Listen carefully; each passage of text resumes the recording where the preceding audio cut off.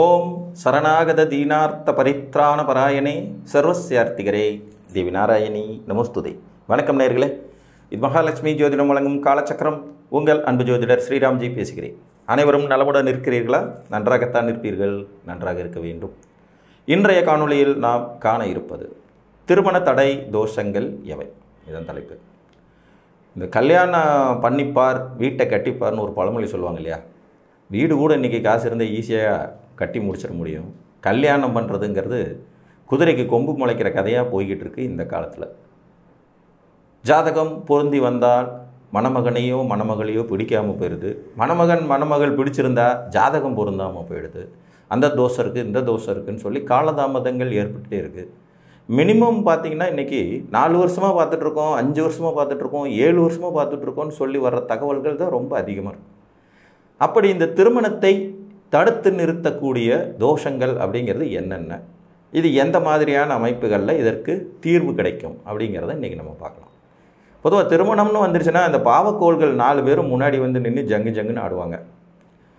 பாவக்கோள்கள் யார் யார்? சனி, செவ்வாய், ராகு, கேது. சூரியனை முழுமையான பாவி அப்படின்னு எடுத்துக்க முடியாது. அவர் ஒரு 50-50 சாய்ஸ் தான். 50% சுபர், 50% பாவின்னு எடுத்துக்கலாம். இன்னொன்று, திருமணம் சார்ந்த நெகட்டிவிட்டியை சூரியன் பெருசாக எதுவும் செய்கிறதில்ல. ஒரே ஒரு பாயிண்ட் ஆஃப் வியூவில் சில மூல நூல்களில் சொல்லப்பட்டிருக்கிற இந்த விதி வந்து 7ல் சூரியன் இருக்க பெற்றவர் வாழ்க்கை துணையை விரட்டி விடுவான் அப்படின்னு சொல்லுவாங்க. ஸோ அது சில ஜாதகங்களில் ஒர்க் அவுட் ஆகுது, பல ஜாதகங்களில் ஒர்க் அவுட் ஆகாதுங்கிறதுனால அது ஒரு கலப்பு பலனாக எடுத்துக்கலாம். இதை தாண்டி மீதி இருக்கக்கூடிய இந்த 4 பேரும் தரக்கூடிய குற்றங்கள் தாங்க பெரிய குற்றமாக இருக்கும். அதில் ராகு கேதுகள் ஹைலைட்ஸ். இவங்க லக்னத்தோடையோ 2ஆம் இடத்தோடோ 7ஆம் இடத்தோடோ 8ஆம் இடத்தோடோ தொடர்பு கொள்ளும்போது கலத்திர தோஷம் என்று சொல்லக்கூடிய ராகுகேது தோஷம் என்றும் சர்ப்பதோஷம் என்றும் பேர் வாங்குது. இந்த ராகுகேது தோஷம் சர்ப்பதோஷத்துக்கு அதே மாதிரி கிரக அமைப்பு உள்ளவங்களை கல்யாணம் பண்ணிக்கிறது உத்தமம். அப்படி இல்லாத பட்சத்தில் 31 வயதை கடந்து விட்ட ஆணும் 29 வயதை கடந்து விட்ட பெண்ணும் அதுக்கு மேலே தான் மேரேஜ் பண்ணுறாங்கங்கிற சூழ்நிலையில் இவங்க ஜாதகத்துக்கு ஆப்போசிட் ஜாதகத்துக்கு ராகு திசையோ கேது திசையோ நடப்புக்கு வராத ஒரு 20 வருஷம் வேறு தசைகள் நடப்பில் இருக்கிற மாதிரி இவங்களுக்கு ராகு கேது தசை நடப்புக்கு வராத நிலையில் இருந்ததுன்னா இல்லாத ஜாதகத்தையும் மேனேஜ் பண்ணலாம். ஆனால் இது நிறைய கணக்கீடுகளுக்கு அப்புறம் தான் ஓகே பண்ண முடியும். ஸோ ராகு கேது தரக்கூடிய குற்றம் முதன்மையாக இருக்கும். ரெண்டாவதாக, ராகுவோ கேதுவோ 5ஆம் இடத்தில் சம்பந்தப்பட்டு ஆண் பெண் 2 பேருக்கும் இருந்துருச்சுன்னா புத்திரதோஷம்னு ஒன்று கொடுப்பாங்க. இதுவும் கல்யாணம் பண்ணுறதுல நிறைய இடைஞ்சலை கொடுக்கும். பண்ணின கல்யாணத்தை கெடுத்து விடுறதுலையும் இவர்கள் முதன்மையான அமைப்பில் வருவாங்க. ஸோ கல்யாண வாழ்க்கையை பொறுத்த வரைக்கும் முதல் தர வில்லன்கள் ராகுவும் கேதுவும். இவங்க சரியான இடங்களில் அமரணும், தசன் நடத்தாமல் இருக்கணும்.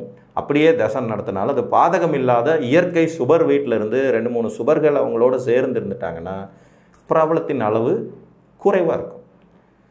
ஒரு தோஷம் வேலை செய்கிறதுக்கும் வேலை செய்யாமல் போகிறதுக்குமான ஒரு வித்தியாசம் நான் சொல்கிறேன். ஒரு ரிஷபலக்ன ஜாதகம், இவருக்கு 7ஆம் இடத்துல சனி தனிச்சிருக்கார், எந்த சுபக்கேள்களோட தொடர்பும் இல்லை. ரிஷபலக்ன ஜாதகம் 7ஆம் இடம் விருச்சிகத்தில் சனி. 39 வயது ஆயிடுச்சு, இன்னும் கல்யாணம் ஆகலை. இது ஒரு ஆண் ஜாதகம். கிட்டத்தட்ட 27 வயசுலேருந்து பார்த்துட்ருக்காங்க. 12 வருடங்களாக பார்க்குறோன்னு சொல்லிகிட்டே இருக்காங்க. இது விருச்சிகத்தில் இருக்கிற சனி. இன்னொரு மிதுன லக்ன ஜாதகம் 7ஆம் இடத்துல சனி, தனுசு வீட்டில், குருவோட வீட்டில். இவருக்கு சனி திசை, சனி புத்தி ஆரம்பித்தோடனே 24ஆவது வயசில் கல்யாணம் ஆயிடுச்சு. இப்போ ஒரு பொதுவான விதி, ரிஷபலக்கணத்திற்கு 7ல் உட்காந்துட்டு இருக்க சனி கல்யாணமே பண்ண விட மாட்டேங்கிறாரு. மிதுன லக்னத்துக்கு 7ல் உட்காந்துட்டு இருக்கிற சனி அவர் பாட்டுக்கு வந்தோடனே தசாபுத்தி அடிப்படையில் கல்யாணம் பண்ணிட்டு போயிட்டார்.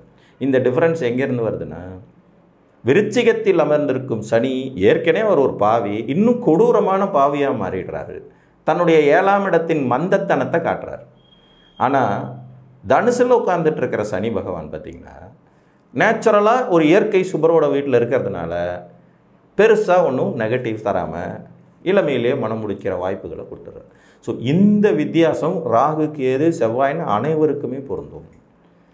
அவங்க அமர்ந்திருக்கிறது சுபர்களின் வீடுகளா, வேறு சுபகிரகங்களின் தொடர்புகள் அவங்களுக்கு இருக்கிறதா, அவங்களுடைய பாவத்தன்மை அதாவது கெட்ட குணம் எந்த அளவுக்கு குறைக்கப்பட்டிருக்கிறது அந்த வீட்டின் தன்மையினால் இவர்களுக்கு அது எந்த அளவுக்கு அதிகமாகிறது அப்படிங்கிற கணக்கையும் பார்க்கணும். இப்போ தோஷங்களில் ரெண்டாவது திருமணத்தை தடை செய்யக்கூடிய நாயகன் சனி. இந்த சனி பகவான் ஆண் பெண் ஜாதகங்களில் 2ஆம் இடங்கிற குடும்பஸ்தானத்தில் இருந்தாலும் 7ஆம் இடங்கிற கலத்திரஸ்தானத்தில் இருந்தாலும் கல்யாணம் பண்ணுறது அவ்வளவு எளிது அல்ல. இதற்கு விதிவிலக்கு அமர்ந்திருக்கும் அவரை 2லேயோ 7லேயோ அமர்ந்திருக்கிறவரை இயற்கை சுபக்கோள்கள் தொடர்பு கொள்ளணும். அப்போ அந்த வலிமை குறையும். அதே மாதிரி இயற்கை சுப வீடுகளில் இவங்க அமர்ந்தார்கள்னாலும் வலிமை குறையும். புரிஞ்சிடுச்சிங்களா?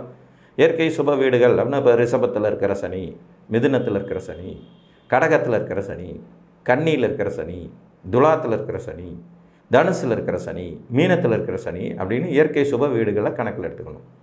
அதில் சுப வீடுகளில் மேற்கொண்டு இன்னொரு சுப கிரகத்தின் தொடர்பும் ஏற்படும் போது ஆட்டோமேட்டிக்காக அவருடைய பாவத்தன்மை குறைந்து போய் கல்யாணம் மாதிரியான நல்ல காரியங்களை தடுக்கிறது இல்லை அப்படிங்கிறது மாதிரி கணக்கு போடுறோம். ராகு கேது அதுக்கு அடுத்தவர் தான் சனி. இந்த சனி பகவான் இன்னும் சில விஷயங்கள்லையும் கோளாறு பண்ணுவார். இவர் சந்திரனோடு சேர்ந்தார்னா புணர்வு தோஷங்கிற ஒரு தோஷத்தை கொடுத்து அதன் மூலமும் தாம்பத்திய வாழ்க்கையை அனுபவிக்க விடாமல் பண்ணுவார். இதுவும் திருமண வாழ்க்கையில் தடையை தரக்கூடிய ஒரு தோஷம்தான். சந்திரனும் சனியும் ஒருத்தர் சமசப்தமாக பார்த்துக்கிறது அல்லது இருவரும் இணைந்து ஒரே வீட்டில் இருக்கிறது. சனி மட்டும் சந்திரனை பார்த்தா தோஷத்தின் அளவு 50% தான். 2 பேருமே சம்மந்தப்படும் போது புணர்வு தோஷம் ரொம்ப கடுமையாகவே இருக்குது. அதுவும் சேர்ந்திருக்கிற வீடு பாவ வீடாக இருந்துருச்சுன்னா கேட்கவே வேண்டாம். ஏன்டா கல்யாணம் பண்ணணுன்னோ அல்லது கல்யாணத்துக்கு அலைஞ்சு என் காசு பூரா வீணாக போயிடுச்சுனோ கவலைப்படக்கூடிய அளவுக்கு குற்றத்தை கொடுத்துடக்கூடிய தன்மை இவருக்கும் இந்த கிரக இணைவுக்கும் உண்டு. இதுக்கு அடுத்தபடியாக பார்த்திங்கன்னா செவ்வாய். இவர் நார்மலாக 2, 4, 7, 8, 12 இருந்தால் குற்றம் அப்படின்னு மூல நூல்களில் சொல்ல வச்சுப்பட்டிருக்கிறது. லக்னத்துக்கு 2ஆம் இடம், 4ஆம் இடம், 7ஆம் இடம், 8ஆம் இடம், 12ஆம் இடம் இது செவ்வாய் தோஷம். இதில் இன்னும் சில மூல நூல்களில் இதை சந்திர லக்ன அடிப்படையிலையும் பார்க்கணும், சுக்கிர லக்ன அடிப்படையிலையும் பார்க்கணுங்கிறாங்க. அதாவது சந்திரன் நின்ற வீடான ராசியிலிருந்தும் 2, 4, 7, 8, 12 இருந்தால் செவ்வாய் தோஷம், சுக்கிரன் நின்ற வீட்டிலிருந்து 2, 4, 7, 8, 12 இருந்தால் செவ்வாய் தோஷம்னு சொல்லலாம். கிட்டத்தட்ட செவ்வாய் தோஷம் இல்லாத ஜாதகமே இந்த உலகத்தில் இருக்காது.